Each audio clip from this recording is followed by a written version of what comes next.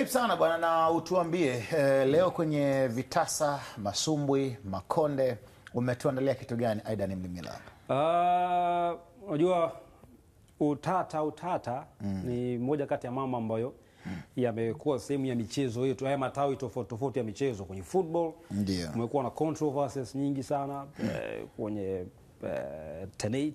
basketball of course, netball, kwenye boxing kumekuwa na baadhi ya matukio ambayo yamekuwa yakiamsha mijadala, utata tofauti. So leo nikasema si vibaya endapo kama nitakusanya baadhi ya matukio tata ambayo yashawahi kutokea kwenye zile events zetu za vitasa ambazo tumekuwa tukionyesha hapa almost kwenye kila mwezi tangu miaka kadhaa iliyopita. So leo nikakusanya baadhi ya matukio, yako mengi sana, lakini chukua kama tano hivi ambayo yalikuwa na utata na yali raise mijadala mingi sana mitandaoni.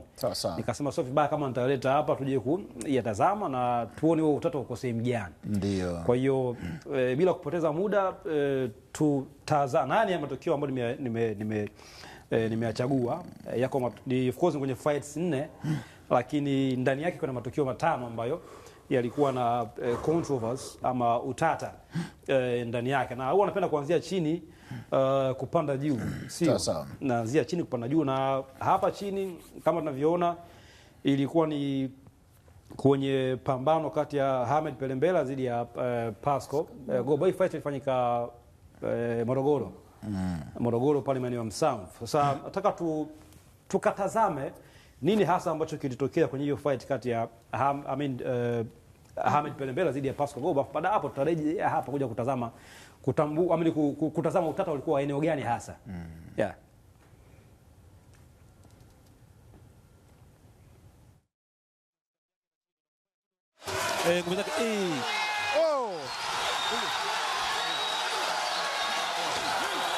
Grasa anasema nimekanya. Wenzetu hawajakuwa sawa sawa.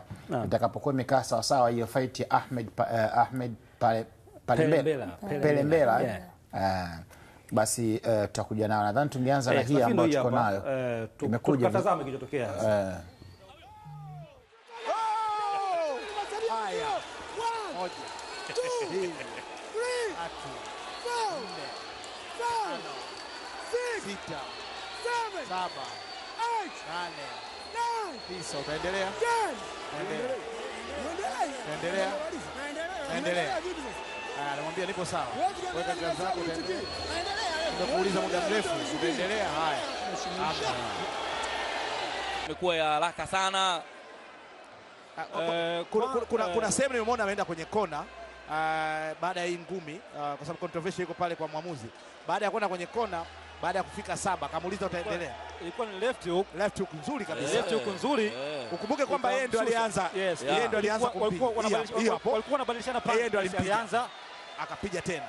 Akazubaa ya kwanza akapigwa ya pili. Wakati anazunguka kurusha hiyo kuhusisha bondia Ahmed Pelembela na Pasco Goba. Ndio. Mara baada ya Goba kukutana ile check left hook kwenye kidevu akashuka chini. Sasa tukairudia tena kwanza. Turudie tutazame kabla kuja kuelezea na tuone utata ulikuwa gani hasa. Ndio.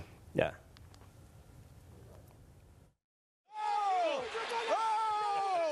Haya. 1 2 3 4 5 6 7 8 9 utaendelea. Endelea. Anamwambia nipo sawa. Weka kazi yako utaendelea. Nimekuuliza muda mrefu, utaendelea. Haya. Imekuwa ya haraka sana. Kuna sehemu nimeona ameenda kwenye kona baada ya hii ngumi, kwa sababu controversy iko pale kwa mwamuzi. Baada ya kwenda kwenye kona, baada ya kufika 7 akamuuliza utaendelea. Ilikuwa ni left hook nzuri kabisa. Left hook nzuri. Tuendelee Aidan. Yes, kwa heshima zote nilizonazo kwa mwamuzi, lakini hii ilikuwa ni moja kati ya maamuzi ni mabovu na yasiyoridhisha.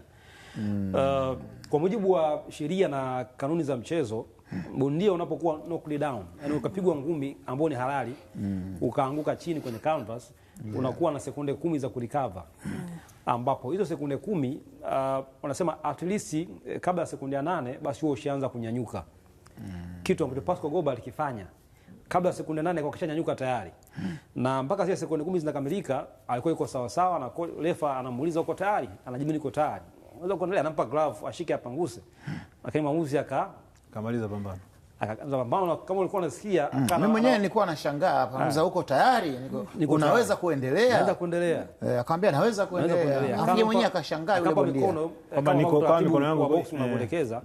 Ukianguka chini lazima zile glove zako mwamuzi azichukue azipanguse ili kufuta zile particles ambazo zinaweza kuwa kwenye glove na kuleta madhara kwa mpinzani. Akampa mikono.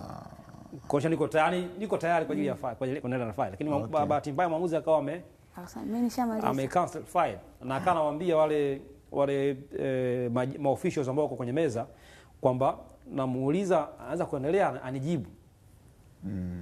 Which is not true kwa sababu Pastor alikuwa anajibu pia. Anajibu, yes. Anajibu. Kwa hiyo ni moja kati ya matukio ambayo mpaka leo hii yamebaki kuwa na huo utata ambao hauwezi kuelezea. Wakati mwingine unasema bondia ameshinda, lakini mwamuzi anakuwa ndiye ameshinda na sio bondia. Hii Pastor Gomba alizulumiwa haki yake. Alikuwa anaweza kuendelea na fight na pengine apoteze kwa namna nyingine yote, lakini sio kwa namna ambayo ilikuwa imetokea pale kutokana na hiyo check left ilikuwa ambayo alikutana nayo kutoka kwa Ahmad Pelembela, moja kati ya bondia ambao ni wazuri sana kwenye boxing ya nchi yetu. Sawa. Yes, kwa hiyo ilikuwa ni tukio namba 1. Sasa tukio namba 2 ilikuwa kwenye fight hii kati ya Karim Mandonga dhidi ya Salim Abed. Hii ilikuwa fight ilifanyika Mtwara mwezi Septemba mwaka 2022 Mtwara pale. Sasa kwenye hii fight kulikuwa na matukio mawili. Twende tukatazame tukio la kwanza, afu tutakaporejea tena kuangalia tukio la pili pia kwenye hii fight. Punches zake na kulenga target, basi ni fight ambayo round 2 sasa nimeleka hii. Amemsukuma refari, kwa nini anahesabu? Refari anahesabu kwa nini? Aidan, hivi ndio vitu ambavyo sivitaki. Yeah, of course, sababu ilikuwa ni knockdown ya kupangilia punches zake na kulenga target, basi ni fight ambayo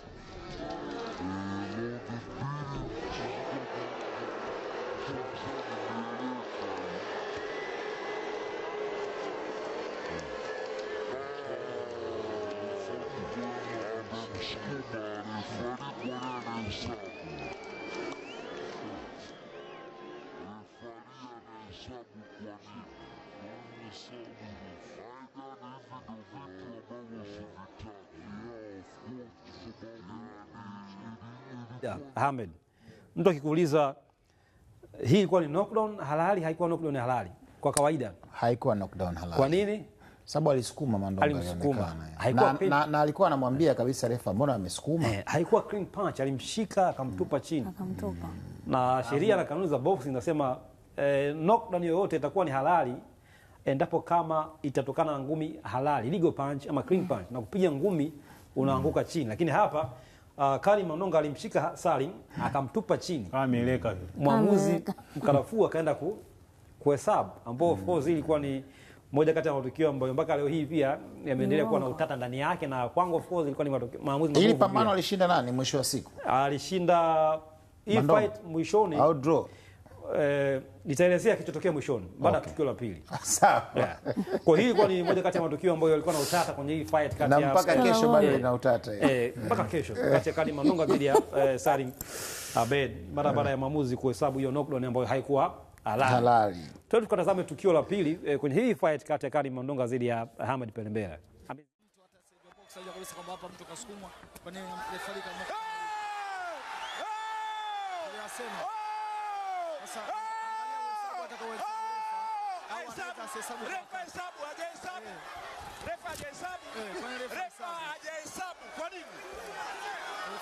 Rais Chaulema Balasa yupo, namuona hapa.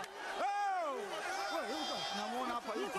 Hili ni pambano, niongee ukweli. Anayaona matukio kama haya ambayo refari wakati ningekuwa mimi ni Chaulema Balasa namfungia kabisa. Hafai kuchezesha pambano. Hajamhesabia mpaka sasa hivi, hajamhesabia.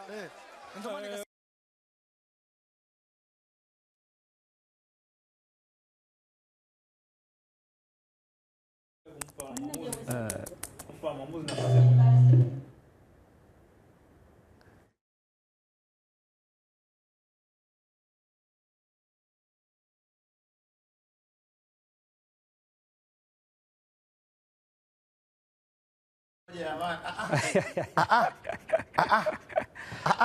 Sasa Hassan, mwanzo wa hiyo shida ya Karim Mandonga ilikuwa ni short straight right hand ambayo ilitua kwenye kidevu, eneo ambalo huwa kimgusa Mandonga lazima ashuke chini, akashuka chini. Sasa hivi ngoja Aiden tupe darasa kidogo.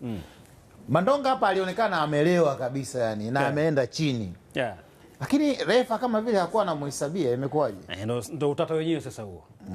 Alikutana hiyo punch, hiyo right hand kali kampeleka chini, lakini mara baada ya kuanguka jambo la kwanza ambalo of course maamuzi ya kulifanya na kanuni zinaelekeza, bondia akisha kuwa knocked down, akiangushwa chini, jambo la kwanza kabla hajaanza kucount, make sure huyu bondia ambaye amemangusha mwenzake ameenda kwenye neutral corner. Kiangalia pale Salim Abed alikwenda kwenye blue corner, kitu ambacho kwa mujibu wa sheria kinampa mamlaka maamuzi kuto kuanza kuhesabu endapo kama huyu bondia ambaye amemangusha mwenzake haenda kwenye neutral corner, zile kona nyeupe. Kona nyeupe kwenye ring kuna kona 4. Kuna red corner ile kule unaiona hapa, kuna blue corner ipo huku, alafu na hizi kona ambazo ni nyeupe ziko huku pembeni. Kona nyeupe ile pale, nyeupe ile kule, kuna nyekundu na kuna blue ipo huku. Sasa ukishamwangusha mpinzani wako lazima utoke uende kwenye neutral corner, kona nyeupe. Salim Abed kufanya hivyo, lakini mbali na hilo ukiangalia hapa maamuzi mkarafuu, alianza kuhesabu. Alianza kuhesabu of course. Sekunde ya kwanza, sekunde ya pili wakati Mandonga anahangaika kuitafuta kona yake. Sekunde ya pili huyu Salim Abed akawa amekuja kufanya shambulizi lingine kabla hajaruhusiwa. Ambao of course hiyo pia ni kosa. Kwa Musia kabla hata kwenda mara baada ya kumalizana na Karim Mandonga ku count ile maka alisha sekunde ya pili, alipaswa kumalizia ile count mpaka 10. Akishamalizana na Mandonga amchukue Salim Abed aoneshe ishara kukata point kwa kosa alilofanya, lakini pia akufanya hayo yote. So hiyo ni moja kati ya mambo ambayo of course yalikuwa na utata kwenye hii fight.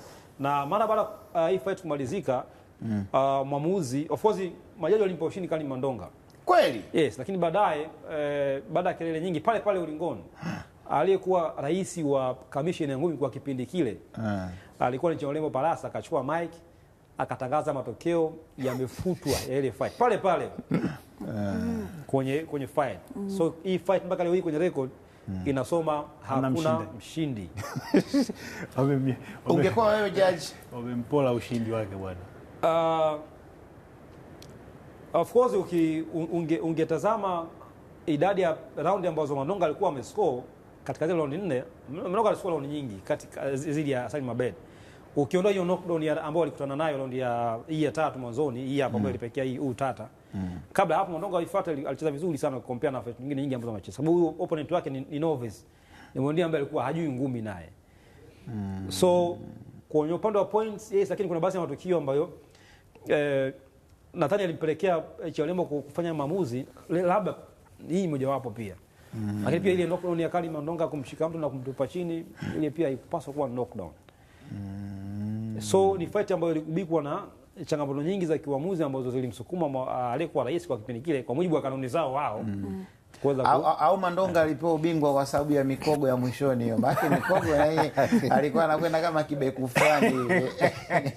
Kwa hiyo hii ilikuwa ni moja kati ya matukio ambayo yamewahi kutokea kwenye events zetu za vitasa na yalikuwa na utata ndani yake. Unaweza ukahisi huyu Mandonga kama anaigiza, maana baadaye alirudi na akawa yuko fiti tu. Sasa lazima pia ufanye kitu ili kuwashawishi majaji pia. Hayo sio kwamba mimi niko sawa. Sikuwa na shida yote. Lakini ni kweli kutana na ngumi ambayo ni kali sana. Na endapo kama huu mchakato wa kumhesabia ungekuwa usingevuka siku, maana ukiangalia huu mchakato Karim kupumzika baada ya kuangushwa ulikuwa ni zaidi ya sekunde 10 kabisa. Kwa ukampa nafasi ya kurecover.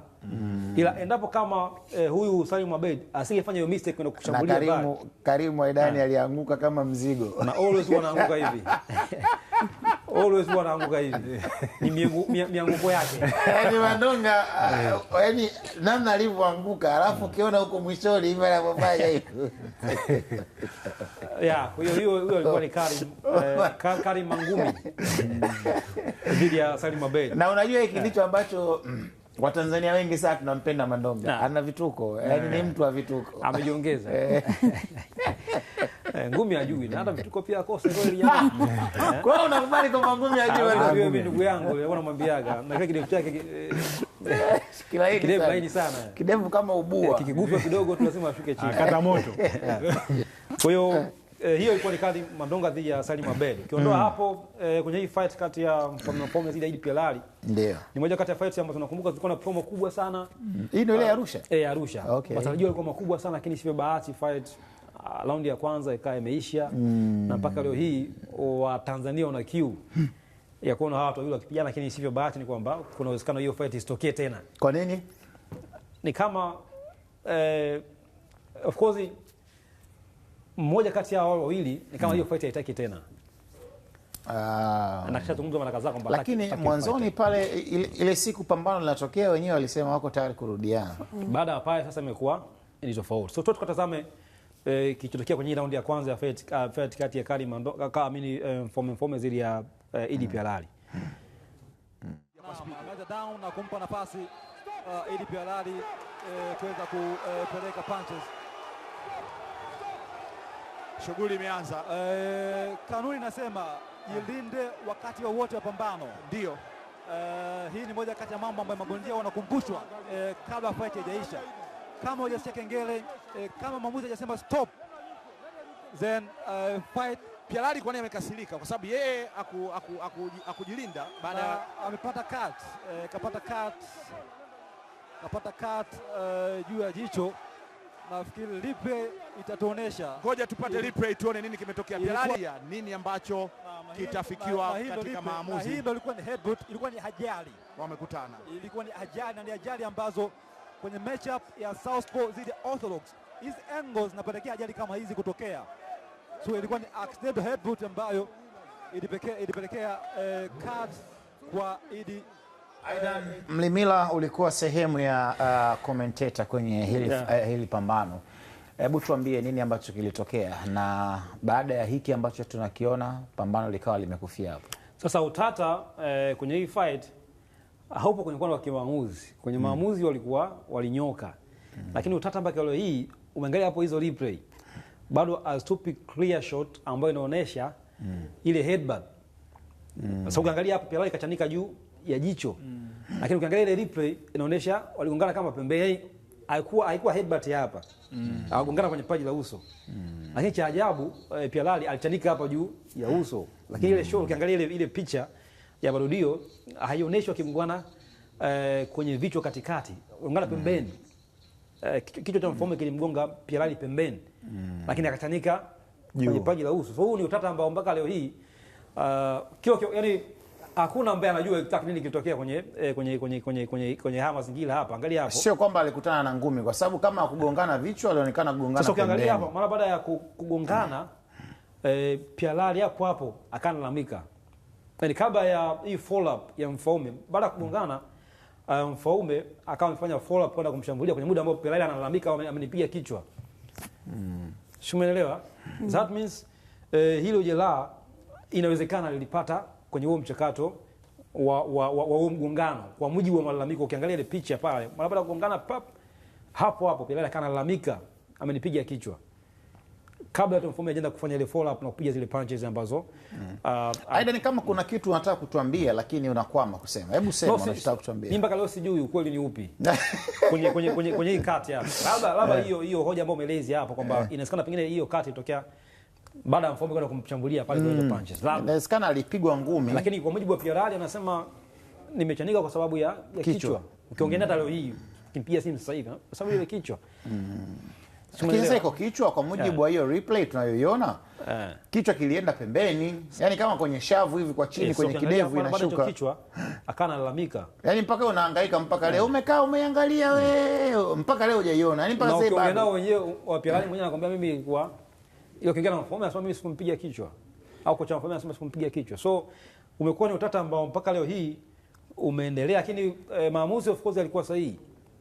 Yalikuwa sahihi kwanza kwa sababu kwa mujibu wa sheria za mchezo zinasema endapo kama muamuzi wangekuwa wamejiridhisha kwamba hii jeraha la Pialali lingekuwa limetokana na ngumi halali na ikamfanya pia halali ashindwe kuendelea na fight, angepoteza kwa technical knockout.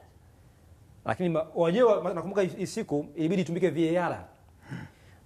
Majaji na viongozi wa commission kwa kipindi kile walitoka wakaenda kwenye gari la Azam TV nje kwenye AOB kuangalia hiyo replay.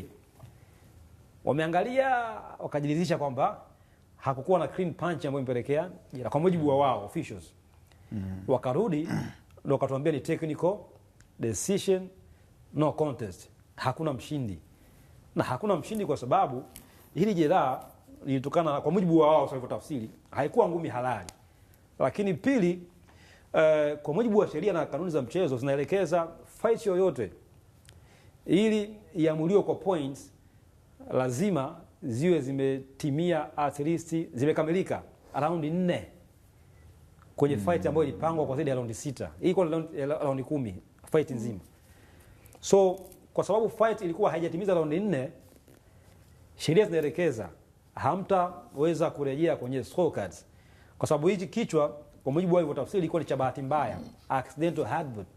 Sasa kichwa cha bahati mbaya huwa kinaelekeza ikitokea kama hivi bahati mbaya mnarejea kwenye scorecards, kadi za majaji. Sasa kadi hauwezi kuzitumia kwa sababu fight ilikuwa haijakamilika round 4. Kwa kauli kwenye kauli wakaamua fight hakuna. Yani utata mwingine unakuja. Tunawaona Ulaya mtu anapigwa. Yani mpaka unaweza kusema amechakaa, yani ameroa madamu mwili mzima. Lakini bado utaona wanaendelea kupigana. Huko sahihi. Sasa nilizungumza hapa last time. Mtu ambaye ana mamlaka ya kutuambia extent ya injury, yani ukubwa wa jeraha lolote kwa bondia, ndio ni yule daktari ambaye yuko pale kwenye ring. Huyu ndiye ambaye anapewa nafasi kwenda kumwangalia bondia. Baada hapo amwambie mwamuzi ili jeraha ni kubwa hawezi kuendelea, ama jeraha ni dogo anaweza kaendelea. Lakini pia wakati huo akiwa anashauriana na bondia mwenyewe husika. Sometimes bondia anaweza anataka kucheza, lakini daktari akasema no, hapana, hii jeraha ni kubwa, siwezi kuruhusu uendelee. Ziko basi nyakati bondia anakubali siwezi kuendelea kwa sababu hii fight pia Lali pia na kocha wake hakuwa tayari kuendelea na fight. Na Dr. Ligi alikwenda kumwangalia pia Lali akatuambia kwamba aligundua ile cut kwa nje inaonekana ni ndogo kwa mujibu wa Dr. Ligi. Ila ilikuwa imeenda ndani. Ilikuwa iko deep ile cut. So akaona ni hatari kwake na akawa amelizia na kuambia waamuzi kwamba ni kweli fight inaweza bondia hawezi kuendelea na fight. Ndio wakaja na yeye maamuzi ambao alikuja naye. Utata huo. Yeah, kwa hiyo hii moja kati ya mpaka leo Aida ni bado unaonekana upo kwenye utata. Yeah, mpaka leo hii. Tangu mwaka 2022 ile ilikuwa Arusha, tarehe 26 Disemba. Yes, so ukiachana na hiyo fight kati ya Mfaume dhidi ya Idi Pialali, fight ya mwisho hapa ni fight kati ya Ibrahim Class dhidi ya Serchino. Hii fight ilifanyika mwaka 2023 kama kumbukumbu zangu siko sawa, pale kwenye ukumbi wa Next Door ama Warehouse kwa sasa. Sasa tutatazama kilichotokea raundi hii ya 4, afu tutarejea hapa kuja kuzungumza hasa kiundani. Sawa. Chino na kufanya Chino ngumi zake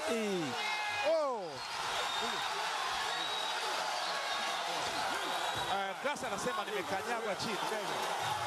Ngoja tuone replay. Itaonyesha. Ngoja tuone replay.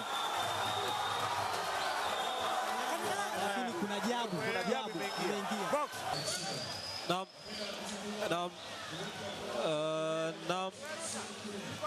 Sawa. Hii hapo mkuu.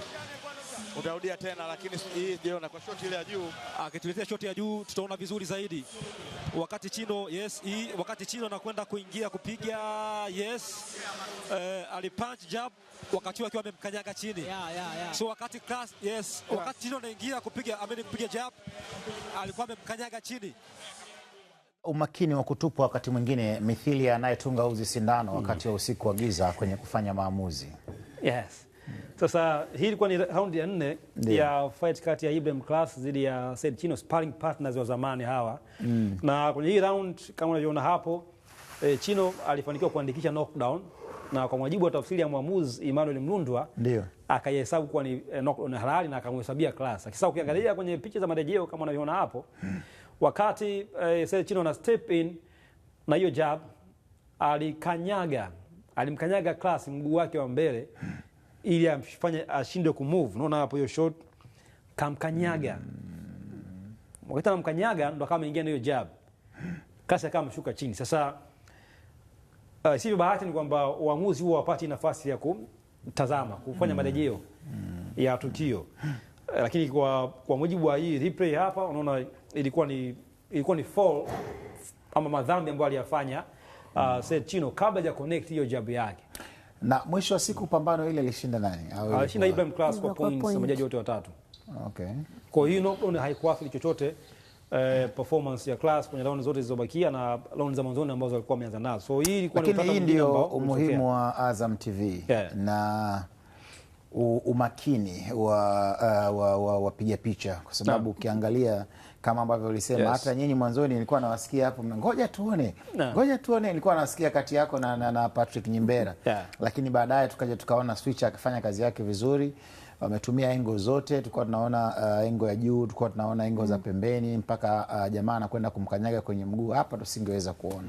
Lakini ile engo ya juu imeweza shot ya juu imetupa. Siku zote kwa muamuzi anaangalia kwenye mikono hapa kuja huko. Kwa chini hapa hata yule alimkanyaga kumkanyaga kama ilikuwa kama bahati mbaya. Ilikuwa bahati mbaya. Kwenye hii fight moja kati ya tactics ama mbinu ambazo Chino alikuwa ametrain ili apply hapa ilikuwa ni kufanya zaidi mara moja. Kutanguliza mmoja. Hii ilifanikiwa. Na alifanya hivyo kwa sababu Class ni bondia ambaye Chino wapendi watu ambao wanatembea. So alikuwa ameplan hicho kitu ili kumkamata Class kwenye baadhi ya nyakati kama hivi. Hii alifanikiwa, lakini baadhi ya nyakati alikuwa anamkosa. Na hata maana baada ya hii aliongeza umakini sana Ibrahim Class kwa sababu alishahesabiwa. Kwa hiyo hii haikuwa bahati mbaya. Ilikuwa ni moja kati ya mpango kwenye ile game plan ya Chino. Hii kwa moja kati ya vitu ambavyo alikuwa amejiandaa. Na hii ni tactic ambayo inatumika. Man Pacquiao pia kwenye fight zidi ya Floyd Mane ile fight ukirejea pia siku moja nyakati alikuwa na apply fight kama hicho, lakini kazi ifanikiwi. So ni tactic ambayo huwa inatumika, ingawa sio mbinu rasmi. Na Aidan tusaidie kidogo.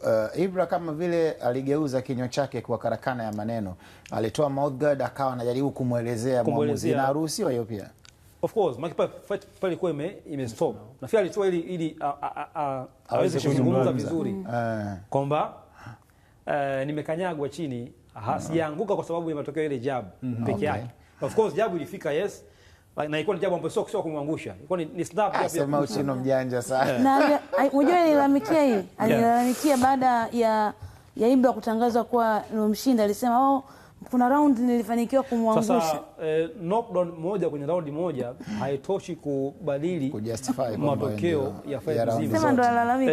Labda kwa kifupi hapo kabla hujachukua matangazo Ahmed. Ndio. Kila knockdown kwenye boxing inapunguza pointi moja.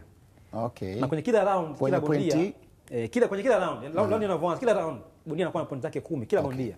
Kwa hiyo inapunguza knockdown napunguza pointi moja kwenye pointi 10. Kwenye pointi 10. Sawa. So kwenye hii round ukiondoa hii knockdown still Class alikuwa amedominate round. So kama kwenye scorecard mimi ningekuwa jaji ningeweka 9 kwa 9. Sababu Class alidominate. Kwa kwenye zile pointi zake 10 alikuwa amezilinda vyema. Lakini hii knockdown moja ikamfanya apunguze pointi moja. Ila Chino hakuwa na round nzuri. Kwa hiyo ilikuwa ni 9 kwa 9. Nimekuelewa. Round nyingine zote zilizobakia 9. Class alikuwa bora, alidominate, aliscore zaidi ya Seth Chino. So knockdown moja kwenye round moja ndio ile pambano ambalo ile siku Ibra amekaa pale alipokaa kinga mkono ukasema Chino alikuwa aggressive sana. Ndio ile. Okay. Alikuwa aggressive sana, lakini bahati mbaya ni kwamba your aggressiveness yake ilikuwa haisupportiwi na yeye kufikisha ngumi kwenye target. Na alikuwa na press anamsukuma Class, lakini bado alikuwa aone akifanikiwa kuland punches. Aidan, kila siku unakuwa mpya, unavyokuja kila siku unakuwa mpya. Jamaa atakwambia sasa hivi bana ananiibia. Nakushukuru sana bwana Aidan Mlimila. Tumemaliza hapo Shukrani sana. Ulikuwa wakati mzuri sana mzee wangu. Unaumiza kichwa ukija hapa, lakini kuna mtu mmoja tu kila siku anakusagia kunguni namna hiyo. Tumwachie Mungu.